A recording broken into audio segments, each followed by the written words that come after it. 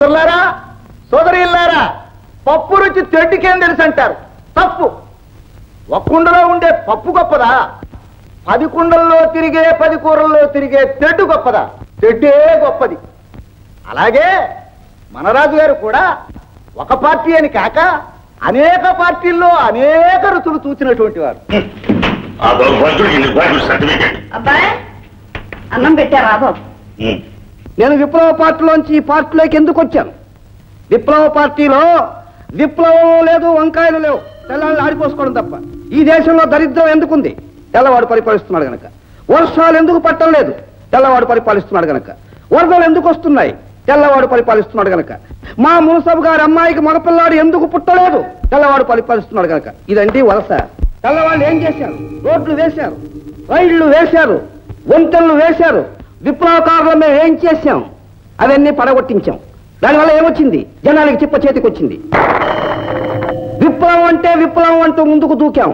తుపాకుల్లోంచే విప్లవం, తుపాకుల్లోంచే స్వరాజ్యం అన్నాం. తీరా చూస్తే తుపాకులోంచి విప్లవం కాదు వచ్చింది, పొగ, ఉత్త పొగ. నేనేం అల్లాటప్ప గోంగూరను కాను. నేను విప్లవంలో ఉన్నాను. దానికి సాక్ష్యంగా నా కాళ్లల్లో ముళ్ళు, నా తొడల్లో తుపాకీ గుళ్ళు ఉన్నాయి. అట్లాంటి నాయకుడినైనా నాకే ఇది పోరాటం కాదు, బూటకం తేలిపోయింది. అందుకు తప్పుకున్నాను. గట్టిలు చూసుకున్నాను. ఈ పీపుల్స్ పార్టీలో దొరబడ్డాను. పీపుల్స్ పార్టీ అంటే ప్రజల పార్టీ, మన పార్టీ. ఆ పేరులోనే ఉంది అందం. ప్రభుత్వంతో మంచిగా ఉంటూ మన పనులు నెరవేర్చుకోవడమే మన పార్టీ పాలసీ. అందుకని మీరంతా మా పీపుల్స్ పార్టీని బలపరచండి. ఈ ఊళ్ళో నా శిష్యులు కొంతమంది ఉన్నారు. వాళ్ళు మీరు అప్పుడు అలా చెప్పారే, ఇప్పుడు ఇలా చెబుతున్నారేమని అడగవచ్చు. ఎప్పటికీ అది ప్రస్తుతం అప్పటికా మాటలాడు అన్నాడు సుమతి శతకం. పిడుక్కి బియ్యానికి ఒకటే మంత్రమా? పెళ్లికి సావుకి ఒకటే మేనమా?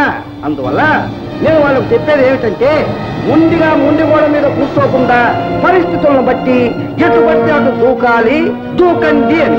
సూత్రాలు సూత్రాలే, నీతులు నీతులే. వాటిని ఎటు పడితే అటు మనిషి మార్చుకోగలగాలి. శాంతమే భూషణమని ఉదయాల వాళ్ళలో శాంతంగా కూర్చుంటే చస్తారు. చచ్చి స్వరాజ్యం సాధించడం కన్నా బానిసగా బ్రతకడం మేలు. ఇంతతో సెలవు తీసుకుంటాను, వస్తాను. దేవారు కాల్పని ఏం చెప్పావు? పోరాటం పూటకవా? తుపాకీలోంచి విప్లవం రాదు, పొగొస్తుంది. అలాగే మళ్ళీ ఒకసారి చెప్తుందని ఇన్స్పెక్టర్